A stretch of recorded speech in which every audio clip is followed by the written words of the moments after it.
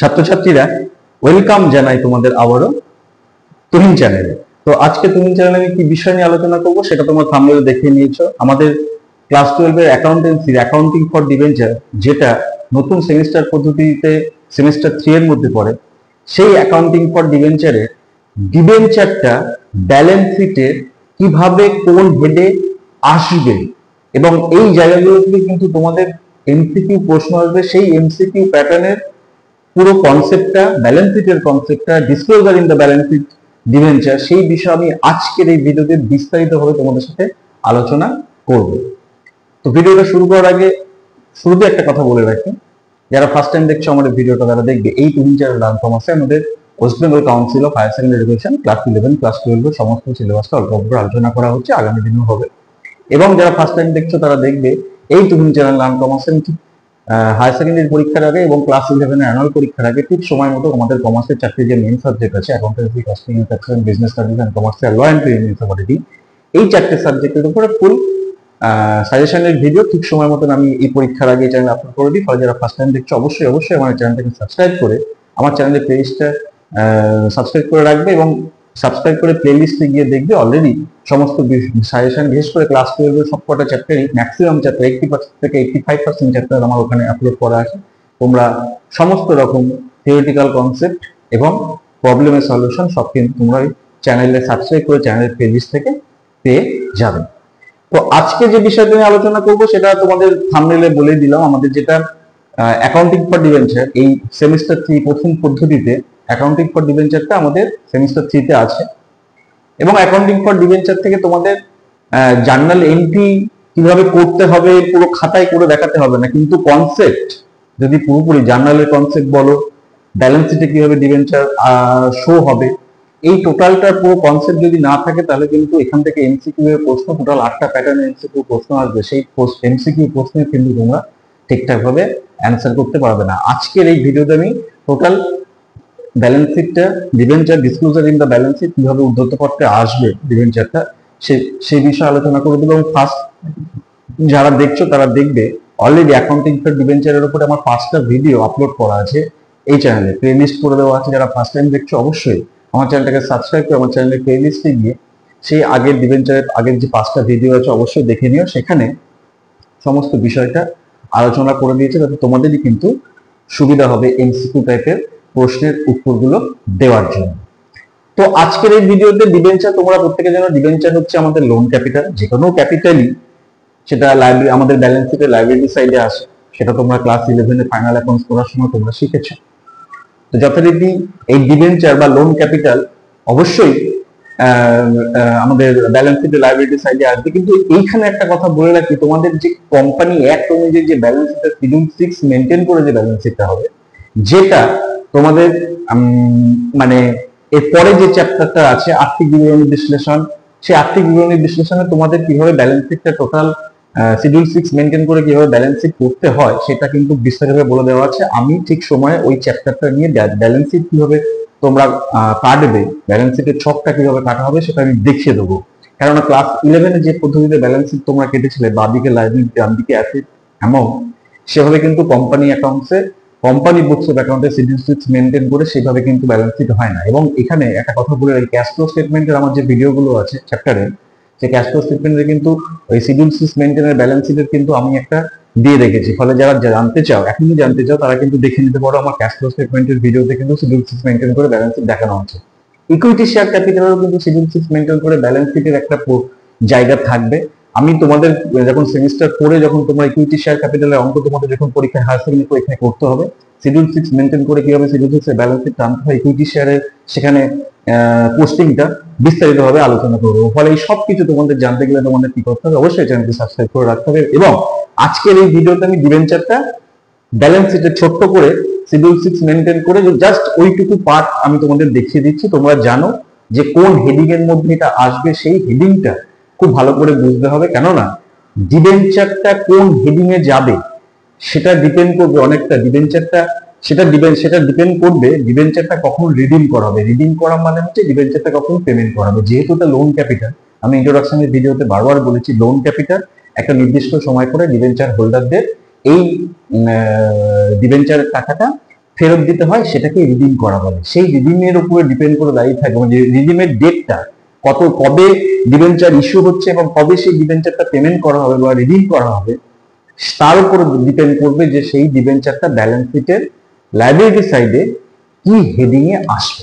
ঠিক আছে, দেখো মাথার উপর আমি লিখে রেখেছি অ্যাকাউন্টিং ফর ডিবেঞ্চার এবং পাশে লেখা আছে আমার এমসিকিউ প্যাটার্ন, এবং এই এমসিকিউ প্যাটার্নে দেখো তারপরে কতগুলো শব্দ লেখা আছে, disclosure in the balance sheet, সেটা তোমার থাম্বনেলে দেখেছো, ব্যালেন্স শিট ডিবেঞ্চারটা কিভাবে ডিসক্লোজ হবে। এবং দেখো কতগুলো কথা লেখা আছে, non current liability, non current liability, current liability, long term borrowings, non current liability, current liability. Non current liability মানে হচ্ছে যেটা কারেন্ট লাইবিলিটি নয়, এবং current liability, non current liability এই শব্দগুলোর সাথে তোমরা ক্লাস 11 এর ফাইনাল অ্যাকাউন্টে পরিচিত হয়েছে। লং টার্ম বোরোইংস মানে যে বোরোইংসটা বা যে ধারটা অনেক দিন পর মেটানো হবে। শর্ট টার্ম বোরোইংস মানে যেটা খুব শর্ট সময়ের মধ্যে যে ধারটা মেটানো হবে। এবং আদার কারেন্ট লাইবিলিটি মানে যেটা নন কারেন্ট লাইবিলিটি নয়, কারেন্ট লাইবিলিটি নয়, আদার কারেন্ট লাইবিলিটি। এই প্রত্যেকটা শব্দের সাথে কিন্তু তোমরা ক্লাস 11 এর ফাইনাল অ্যাকাউন্টের সময় পরিচিত হয়েছিল। এবং এই প্রত্যেকটা হেডিং এর উপরে আমাদের এই ব্যালেন্স শিটে শিডিউল 6 কোম্পানি অ্যাক্ট অনুযায়ী শিডিউল 6 এর ব্যালেন্স শিটে ডিবেঞ্চারটা ঠিক কিভাবে পোস্টিং হবে, কিভাবে ডিবেঞ্চারটা দেখানো হবে সেটা তোমাদের জানতে হবে। তার কারণ এই রিডিং এর উপর প্রশ্ন করে এমসিকিউ প্রশ্ন আসবে যে এই ডিবেঞ্চারটা কোন হেডে ব্যালেন্স শিটে, কোম্পানি ব্যালেন্স শিটে শো হবে, সেটা কিন্তু তোমাদের ভালো করে জানতে হবে। আমি আজকের এই ভিডিওতে একটা 3টে পার্ট আমি তোমাদের দেখিয়ে দেবো, ছোট ছোট করে প্রবলেমটা আমি লিখে দিয়েছি বোর্ডে, সেটা বুঝে ব্যালেন্স শিটে কিভাবে পোস্টিং হবে সেটা দেখলে কিন্তু তোমরা পুরোটা বুঝতে পারবে। এবার দেখো একটা প্রবলেম আমি লিখে রেখেছি, কি বলছে দেখো, বলছে এক্স লিমিটেড, এক্স লিমিটেড বলে একটা কোম্পানি, এক্স লিমিটেড ইস্যু করছে 4000, total 4000 9% debenture, 9% debenture, 10% debenture, 5% debenture, এইগুলো শব্দগুলোর মানে হচ্ছে সেই ডিবেঞ্চার গুলো এত সুদে ইন্টারেস্ট দেওয়া হবে। এগুলো হচ্ছে ইন্টারেস্ট পেড, মানে যেহেতু ডিবেঞ্চারটা লোন ক্যাপিটাল, সেহেতু সেই ডিবেঞ্চার হোল্ডারদের কত হারে সুদ দেওয়া হবে, ফলে এই নাম্বার গুলো হচ্ছে প্রত্যেকটা ডিবেঞ্চারের আইডেন্টিটি হিসাবে আলাদা আলাদা হচ্ছে। একটা কোম্পানি বিভিন্ন রেটে বিভিন্ন সুদের হারে একাধিক ডিবেঞ্চার রাখতে পারে, কিন্তু এখানে বলেছে 4000 ডিবেঞ্চার ছেড়েছে 9%, 4000 9% ডিবেঞ্চার, মানে এই 4000 যে ডিবেঞ্চার হোল্ডাররা আছে তারা কিন্তু প্রতি বছর 9% হারে কিন্তু সুদ পাবে যে যতগুলো ডিবেঞ্চার কিনেছে। ডিবেঞ্চার অপোজিট 100 ইচ, 4000 ডিবেঞ্চার ছেড়েছে, ইস্যু করেছে মার্কেটে 100 টাকা দিয়ে। তারপরে কি বলছে, অন 1/4/24 মানে এপ্রিল মাসের 1 তারিখ 2024 সালে, একদম পরিষ্কার 4000 100 টাকা করে পড়েছে। তারপরে বলছি রিডিমেবল অন, এই ডিবেঞ্চারটা রিডিম করবে বা পেমেন্ট করে দেবে, রিপেমেন্ট করবে, রিডিমেবল করবে। রিডিমেবল কবে করবে না 31/3/2030, 2030 সালের মার্চ মাসে গিয়ে এই ডিবেঞ্চারটা রিডিম করবে বা পেমেন্ট করবে ডিবেঞ্চার হোল্ডারকে। তার মানে দীর্ঘ সময় পর, মানে দীর্ঘ সময় পর এটা করছে।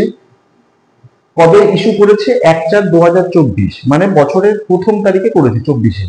ব্যালেন্স শিট হবে কবে না 31 মার্চ 2025-এ ব্যালেন্স শিট হবে, কোম্পানির balance sheet, year ending balance sheet. তাহলে সেই ইয়ার এন্ডিং ব্যালেন্স শিটে অঙ্কটা কি বলছে, show the balance sheet on 31 March 2025। তার মানে কোম্পানির 1/4/2024-এ ইস্যু করেছে বছরের প্রথম তারিখে, এবং কোম্পানির ব্যালেন্স শিট দিয়ে হবে হচ্ছে 31 মার্চ 2025-এ ইয়ার এন্ডিং ব্যালেন্স শিট। সেই ব্যালেন্স শিটে শো করো এই ডিবেঞ্চারটা কিভাবে শো করতে হবে না, এই ডিবেঞ্চারটা রিডিম হবে কবে না 2030 সালের মার্চ মাসে। তাহলে এটা লং টার্ম, অনেক দিন পরে যে পেমেন্ট হবে। এইখানে আমাদের ব্যালেন্স শিটে কিভাবে দেখাতে হবে না, এই যখনই ডিবেঞ্চার লং টার্ম মানে 12 মাসের বেশি, যেদিনকে ব্যালেন্স শিট করছে সেই ব্যালেন্স শিটের ডেট থেকে আগামী 12 মাসের মধ্যে যদি রিডিম হয় ডিবেঞ্চার, তাহলে সেটা শর্ট টার্ম। যদি সেই ব্যালেন্স শিটের ডেট থেকে আগামী 12 মাসের বেশি গিয়ে যদি রিডিম হয় তাহলে সেটা হবে লং টার্ম। এটা অবশ্যই বেশি, তার কারণ 2030 সালে কি করছে, আর ব্যালেন্স শিটটা কবে হবে 31 মার্চ 2025। তাহলে ব্যালেন্স শিটে লাইবিলিটি সাইডে কি হিসাবে দেখাতে হবে না, যেহেতু এটা ডিবেঞ্চার লাইবিলিটি, তাহলে দেখুন শিডিউল 6 এ এইভাবে ব্যালেন্স শিট হয়।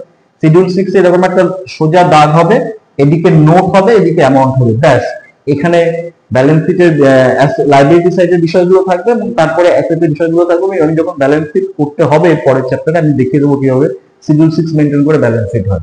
তাহলে এই ব্যালেন্স শিটে এখানে লিখতে হবে কি, এখানে পার্টিকুলার্স লিখতে হবে, এখানে পার্টিকুলার্স লিখতে হবে এবং এখানে হেডিং করতে হবে 1 বলে equity and liabilities, equity and liabilities, liabilities বলে এইভাবে হেডিং হবে। এই হেডিং এ 1 বলে লিখতে হবে, যেহেতু এটা 2030 সালে যে পেমেন্ট হচ্ছে অনেক দিন পর লং টার্ম, সেহেতু এটা হচ্ছে লং টার্ম বোরোইং। এবং লং টার্ম বোরোইং যখন লং টার্ম বোরোইং ডিবেঞ্চার অবশ্যই কোন হেডে আসবে না, আমার এই হেডে আসবে, other current liability, non current liabilities হেডে আসবে। তাহলে এখানে কি লিখতে হবে, non current liabilities, non current liabilities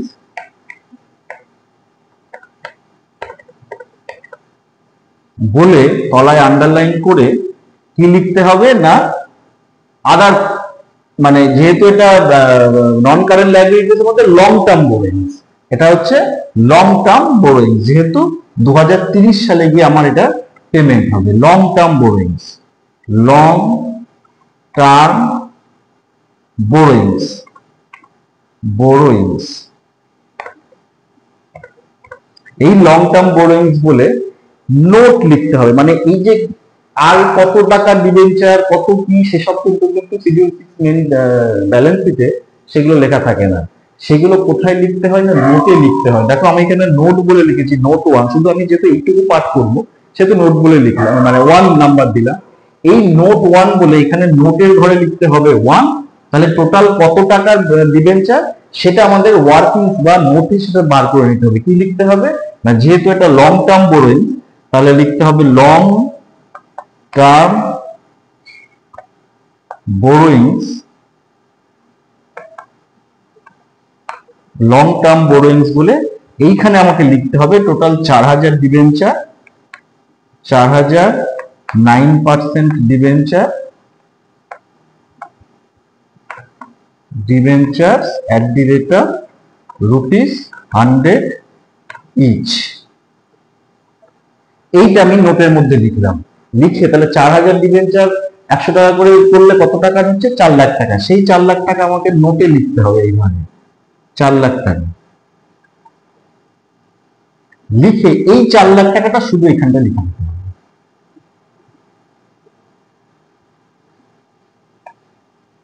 বাকি এই পোর্শনটা, এই যে লেখাটা হলো, এই লেখাটা কিন্তু এখানে হবে না, এখানে শুধু লং টার্ম বোরোইংস বলে যেটা নন কারেন্ট লায়াবিলিটিস এর হেডে গিয়ে শুধু এখানে নোট 1 বলে এখানে শুধু ফিগারটা লিখতে হবে এবং তার ডিটেলসটা লিখতে হবে কিন্তু আমাদের নোটে। তাহলে এই হচ্ছে, যেহেতু ডেটটা অনেক বেশি পরে রিডিম হচ্ছে সেহেতু এটা নন কারেন্ট লায়াবিলিটি হেডিং এ লং টার্ম বোরোইংস বলে আসছে। এবার দেখো এই অঙ্কটারই ডেটটাকে যদি আমি একটু ঘুরিয়ে ফিরিয়ে দিই তাহলে কি হবে, বা আমি যদি চেঞ্জ করি এখানে কিছু অন্য কিছু অ্যাড করি প্রবলেমের মধ্যে, তাহলে সেক্ষেত্রে আমি ব্যালেন্স শিটের কিভাবে এই ট্রিটমেন্ট হবে চলো জায়গাটা মুছে দিয়ে তারপরে পার্টটা তোমাদের বলে দিচ্ছি। দেখো অঙ্কটা আমাদের কি বলছে না, 4000 ছেড়ে ইস্যু করেছে কবে না 1 এপ্রিল 2024, যেটা রিডিম হবে বলেছে টোটাল 4000 ডিবেঞ্চার রিডিম হবে 31 মার্চ 2030 এ। Show the balance sheet on 31/3/2025। এবার দেখো যদি এই অঙ্কটাকে ঘুরিয়ে প্রশ্নটা আসে যে 4000 শেয়ার ইস্যু, মানে 4000 ডিবেঞ্চার ইস্যু করেছে, যেটা 2030 এ গিয়ে পেমেন্ট হবে, কিন্তু তার মধ্যে একটা পার্ট ধরে নিচ্ছি, ধরো 500টা ডিবেঞ্চার, 500 ডিবেঞ্চার, আমি এখানে লিখছি 500 ডিবেঞ্চার। এই 500 ডিবেঞ্চার বলছে রিডিম হবে বা পেমেন্ট করে দেওয়া হবে বা মিটিয়ে দেওয়া হবে কবে, 31 ডিসেম্বর 31 মার্চ 2026। 31 মার্চ 2026। তার মানে 26 সালের মধ্যে আমাকে মিটিয়ে দেওয়া হবে, 500টা ডিবেঞ্চার রিডিম করে দেওয়া হবে। বাকি তাহলে কতগুলো পড়ে থাকলো? 3,500 ডিবেঞ্চার। সেই 3,500 ডিবেঞ্চার কবে রিডিম হবে? না 31/3/2030 রিডিম হবে। তাহলে এই 500টা ডিবেঞ্চার বলছে 26-এ হয়ে যাচ্ছে। তাহলে 2025-এর মার্চ মাসে কোম্পানি যে ব্যালেন্স শিটটা করবে, সেখানে তো আমাকে এটা শো করাতে হবে যে এই ডিবেঞ্চারটা পেমেন্ট হবে। তাহলে এই ডিবেঞ্চারটা দেখো, এই ডেটের থেকে এই ডেট কিন্তু 12 মাসের মধ্যে পড়ে যাচ্ছে। তাহলে 12 মাসের মধ্যে যেহেতু পড়ছে, তখন কিন্তু আর নন কারেন্ট লাইবিলিটিস এর মধ্যে ওই পোর্শনটা কিন্তু আসবে না। কোন হেডিং এ আসবে? ব্যালেন্স শিটে ইকুইটি এন্ড লায়াবিলিটি হেডিং এ থাকবে, main heading equity and liability থাকবে, তার মধ্যে পড়বে কারেন্ট লায়াবিলিটি পড়বে, তার মধ্যে লিখতে হবে কারেন্ট লায়াবিলিটি। এটা তখন আর নন কারেন্ট লায়াবিলিটি থাকবে না, কারেন্ট লায়াবিলিটি হয়ে যাবে। তাহলে কারেন্ট লায়াবিলিটিস এর মধ্যে কারেন্ট লায়াবিলিটিস বলে হেডিং করে, আর এটা তখন আর লং টার্ম বোরোইং বা শর্ট টার্ম বোরোইং হবে না। এটা কি ধরনের বোরোইং হবে? না এটা আদার কারেন্ট লায়াবিলিটি, যেটা মিটিয়ে দেওয়া হচ্ছে। আদার কারেন্ট, কারেন্ট মানে কি? কারেন্ট মানে যেটা কারেন্ট অ্যাসেট আর কারেন্ট লায়াবিলিটি মানে যেটা তোমার 11-এ কি করেছিল, যেটা তাড়াতাড়ি যেখান থেকে, যেমন সানডে ক্রেডিটার্স আমার কারেন্ট লায়াবিলিটিস এর মধ্যে আসে, তার মানে কি সানডে ক্রেডিটার্স এর পেমেন্ট আমি কোম্পানি 2 মাসের মধ্যে বা 3 মাসের মধ্যে ব্যবসা মিটিয়ে দিচ্ছে। আর কারেন্ট অ্যাসেট মানে সানডে ডেটার্স টাকা দিতে চলে আসবে, মানে যেটা খুব তৎক্ষণাৎ আমাদের পেমেন্ট হতে পারে বা আমি রিকভার মানে রিসিভ করতে পারি, ইনকাম করতে পারি, সেইগুলোকে বলা হচ্ছে কারেন্ট অ্যাসেট বা কারেন্ট লায়াবিলিটি। তাহলে এইটা যেহেতু পেমেন্ট হয়ে যাচ্ছে আমার 12 মাসের মধ্যে, 31 মার্চ 2025 থেকে 31 মার্চ 2026 এর মধ্যে, তখন সেটা আমার হেডিং এ চলে আসবে কারেন্ট লায়াবিলিটিস এর হেডিং এ আদার কারেন্ট লায়াবিলিটি। তাহলে আদার কারেন্ট লায়াবিলিটিস লিখে, আদার কারেন্ট লায়াবিলিটিস লিখে এখানে যথারীতি আমাকে নোট লিখতে হবে, 1 লিখতে হবে, এবং সেই নোটের 1-এ আমাকে এখানে কি লিখতে হবে? না আদার কারেন্ট লায়াবিলিটিস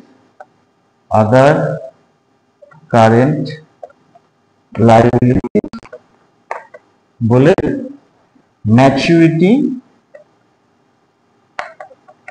ম্যাচুরিটি পেমেন্ট বা রিডিম, ম্যাচুরিটি রিডিম রিডিং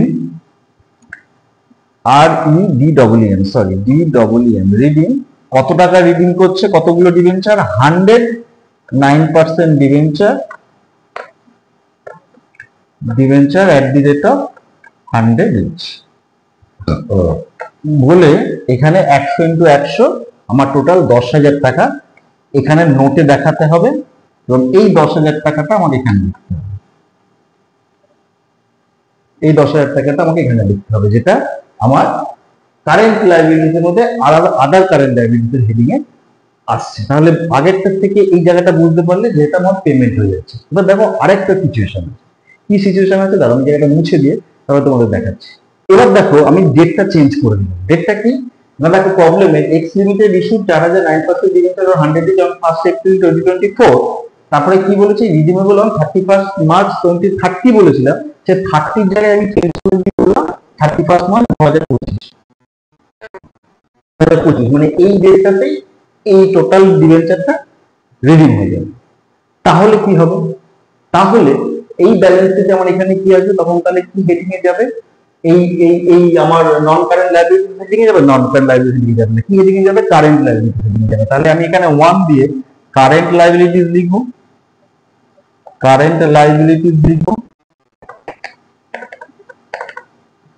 লিখে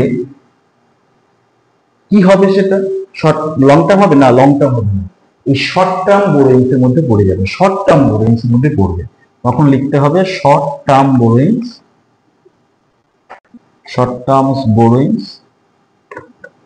বলে 1 নোট।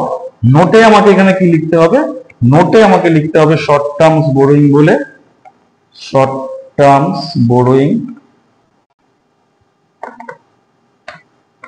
বলে লিখতে হবে 4,009% debenture of ₹100 each redeemable on 31st March 2025 বলে এই 100 আমার টোটালি গুণ করলে কত হচ্ছে 4 লাখ টাকা। সেই 4 লাখ টাকাটা আমাকে এখানে লিখতে হবে, দিয়ে 4 লাখ টাকা আমাকে মেন ব্যালেন্স শিটে লিখে দিতে হবে।